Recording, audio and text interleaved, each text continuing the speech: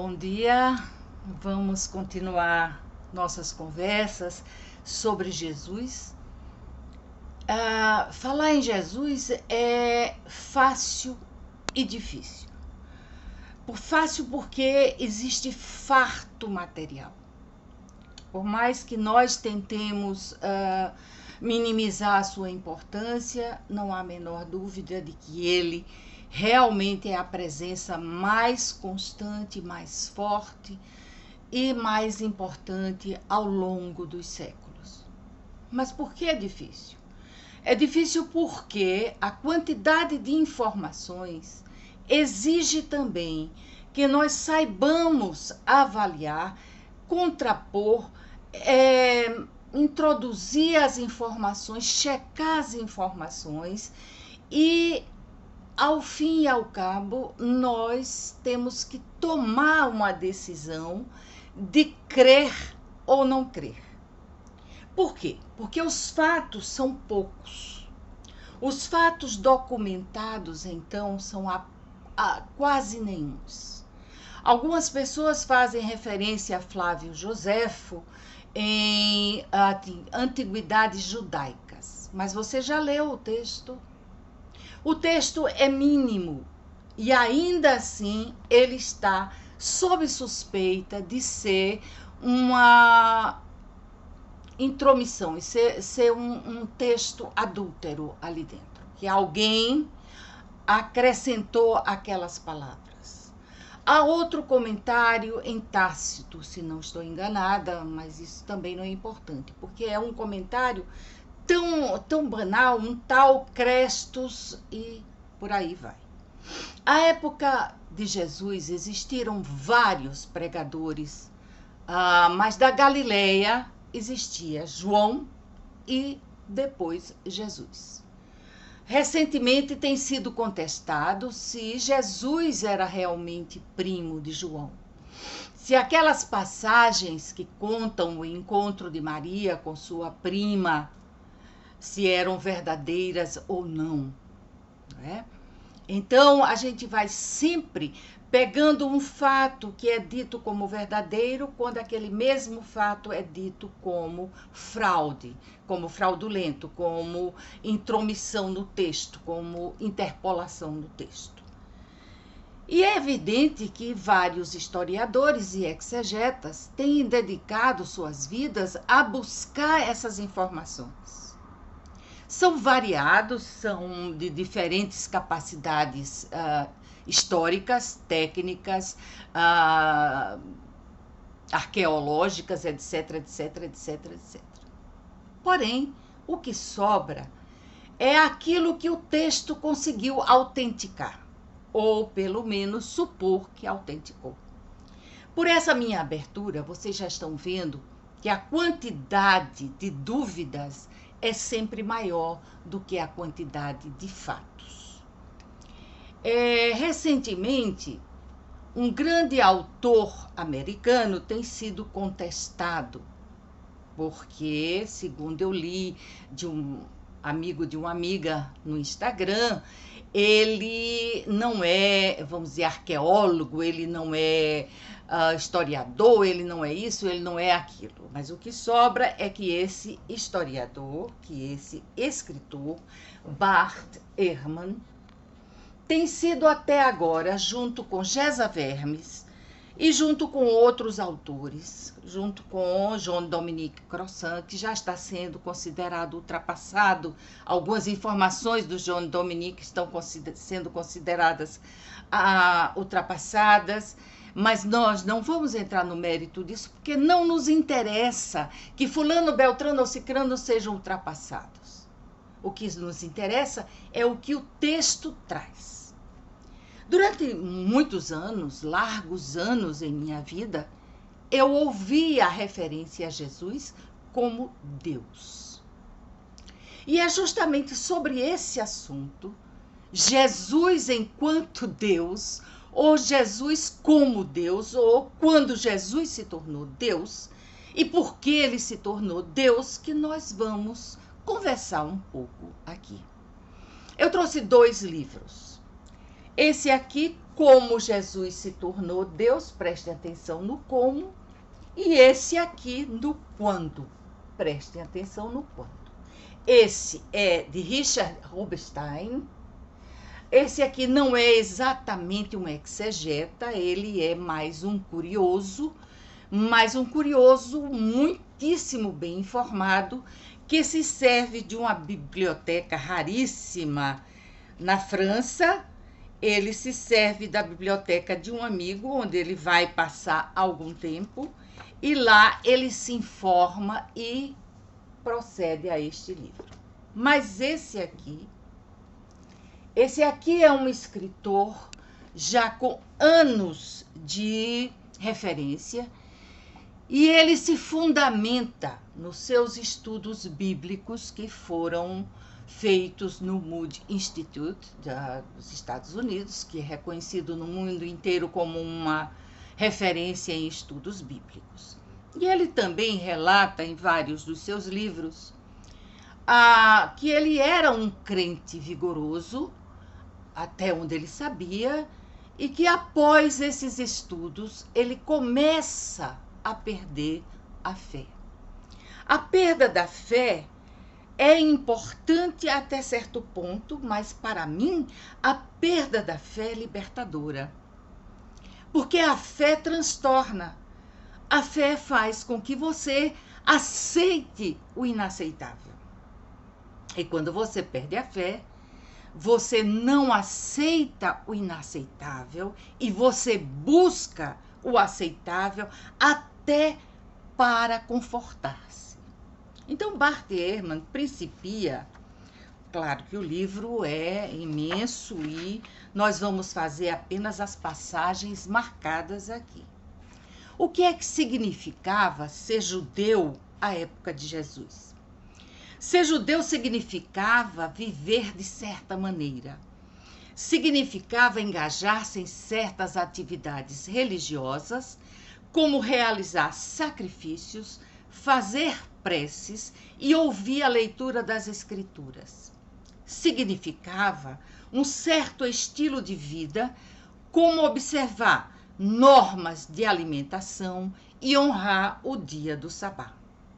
Significava certas práticas rituais, como circuncisar os meninos e observar as festas judaicas. Significava seguir certos códigos de ética, como se pode encontrar nos 10 mandamentos. Tudo isso e muito mais significava ser judeu na antiguidade, não é?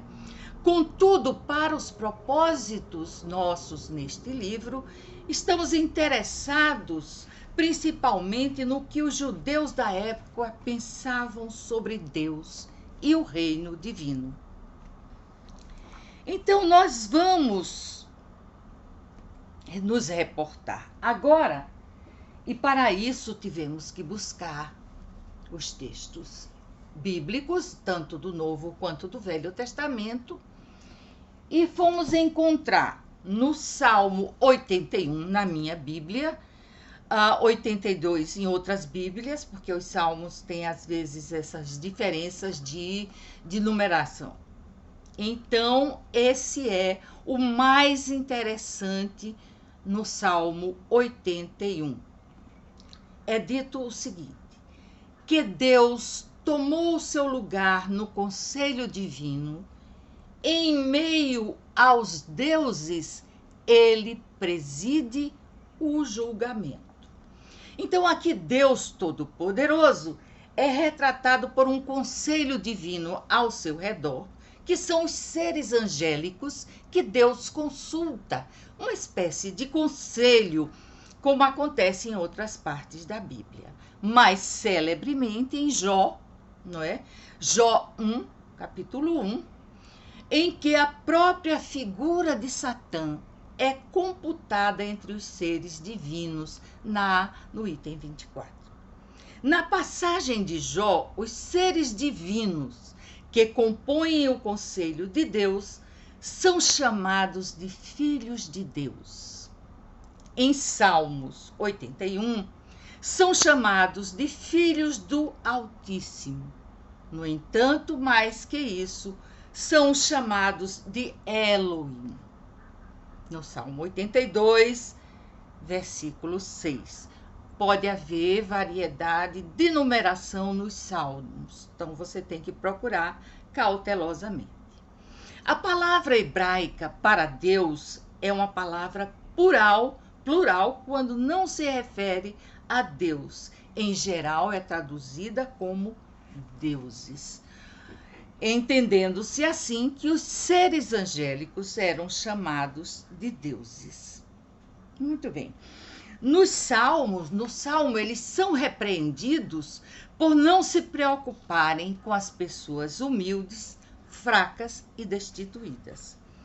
Por causa das falhas desses deuses, Deus lhes confere a punição máxima, tornarem-se mortais, de modo que irão morrer e deixar de existir. Salmos 82, versículo 7, ou numeração diferente. Muito bem. Quer dizer que não era estranho aos judeus o conceito de muitos deuses, mas eles fazem a escolha por um só Deus. Me permitam um pouco d'água. O diabetes cobra o preço. Mas continuemos. Naqueles anos, então, começa o Barth a falar dos textos imediatos de que estamos tratando. Nos anos intermediários dos meus estudos, percebi que Jesus praticamente não é, ou talvez não seja, chamado de modo algum explicitamente de Deus no Novo Testamento. Percebi que alguns autores do Novo Testamento não igualam Jesus a Deus. Me impressionei com o fato de que as frases de Jesus em que ele afirma ser Deus são encontradas apenas no Evangelho de João, o último evangelho e o mais carregado de termos teológicos, e aquele que é chamado de Evangelho pneumático, pneuma, alma, Evangelho da alma, como se fosse por intuição divina ou por inspiração divina, melhor dizendo, que João adquire esses termos e os lavra como se fossem de Jesus. Então, nós vamos continuar vendo que o primeiro fato concreto que nós temos é que não existe no Novo Testamento nenhum texto chamando Jesus de Deus, nem ele próprio se autodenomina assim. E seguindo o nosso estudo, que é apenas uma apresentação do livro para vocês, não há em mim a ousadia de querer passar o livro inteiro para vocês, de fazê-los compreender esse livro, mas sim o fato de que desejo que vocês compreendam o que estão dizendo quando chamam Jesus de Deus. São esses os evangelhos que temos hoje. Ao longo de 300 anos ou mais, especialistas têm estudado os textos nos mínimos detalhes. E um dos resultados garantidos dessa investigação intensiva é que os evangelhos possuem numerosas discrepâncias, contradições e problemas históricos. Ele tem várias notas, não de rodapé, mas no final dos textos, notas de apoio que são muito interessantes, que nós não vamos fazer agora porque seria tedioso e alongaria muito o nosso estudo. Como pode ser isso? Melhor seria perguntar como pode não ser. Claro que os evangelhos contêm informações não históricas e histórias que foram modificadas, exageradas e enfeitadas. Todos nós sabemos que no princípio não havia espaço entre as palavras, não havia pautas, não havia nada, era tudo escrito sem vírgula, sem ponto, sem nada, tudo em minúscula, tudo direto.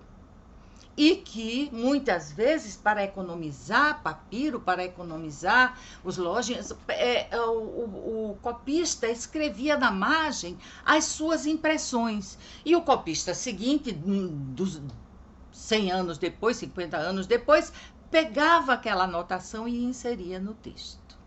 Por aí vocês veem o tamanho do problema. Esses livros não contêm as palavras de alguém que estivesse sentado aos pés de Jesus tomando nota. Não são nada desse tipo. São livros que pretendem contar as boas novas de Jesus, ou seja, autores tinham interesse direto, tanto no que contavam, quanto na forma como contavam. E quanto mais os anos se passaram, mais esses interesses se desenvolveram, principalmente quando entraram em cena os imperadores, tipo Constantino, que foi justamente na época dele, como esse livro aqui narra perfeitamente, quando e por quê que as coisas começaram a se modificar terrivelmente, graças às políticas vigentes em que cada um queria demonstrar o seu poder e a sua força dentro do cristianismo nascente. Vejam bem uma coisa que é muito interessante. A questão do Apocalipse. Todas as previsões apocalípticas de Jesus foram frustradas ao longo dos anos, pelo menos naqueles tempos que ele havia predito. Se Jesus previu que o apocalipse iminente chegaria em sua própria geração, como está no texto evangélico, antes que todos os seus discípulos estivessem mortos, o que iria se pensar uma geração depois, quando o apocalipse de fato não aconteceu? Quando a parúzia não acontece? Poderia-se concluir que Jesus estava errado. Contudo, caso se quisesse continuar fiel a ele e manter a estrutura de eclésia que já estava vigente, podia-se mudar a mensagem que ele havia proclamado, de modo que não mais falasse sobre o apocalipse vindouro. João, escrito depois da primeira geração, não tenha mais Jesus proclamando uma mensagem apocalíptica. Vejam que João foi fundamental nessas modificações. Se existem 3 figuras altamente importantes na formação do cristianismo, foram João, Paulo e Constantino. Constantino, João e Paulo, pelo que deixaram escrito, e Constantino, pelo que fez girar em torno dele para manter o que lhe convinha politicamente, para manter a estrutura cristã vigente em seu império. Jesus prega algo inteiramente diferente. Mais tarde, no Evangelho Apócrifo de Tomé, eu tenho esse evangelho, Jesus prega diretamente contra o ponto de vista apocalíptico. Isso está nos ditos 2 e 113 do apócrifo livro de Tomé, que foi descoberto, taralá, naquelas ruínas e que foi, depois de muitos anos, divulgado, etc, etc.